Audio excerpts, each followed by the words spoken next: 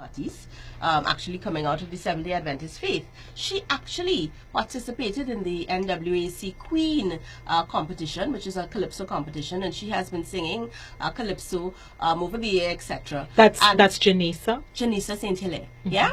And so it's interesting that she actually did not really enter necessarily a gospel Calypso competition, but she entered a Calypso competition as a gospel artist. Right. And so it's very interesting, positive message, etc. So to answer your question directly, yes, once you have a particular type of message which is in keeping with your faith, there is no reason to think that Calypso music is on the dark side, or it's dark music and that kind of thing. Right. So I think there is a space, because remember, by Calypso our stories are told. Yes. That is our understanding of the Calypso art form in Trinidad.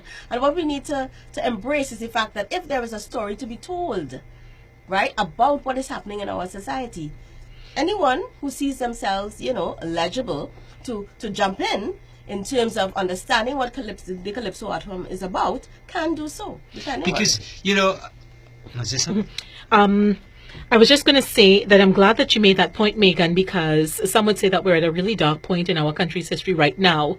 And it would be great. I mean, we've seen in the past, when we were a fledgling republic, a fledgling independent state, Calypsonians coming to the fore and saying, let us write love songs to the nation and fill our people's hearts with love for this country as we do our part to help build it. Some are saying that we need to see a return to that kind of thing happening now. And speaking specifically for our audience now, people in the Christian community who are into gospel music, perhaps we need to see our gospel artists coming out and doing a similar thing, joining their more secular friends with coming up with encouraging music, uplifting music to pull us through these dark times.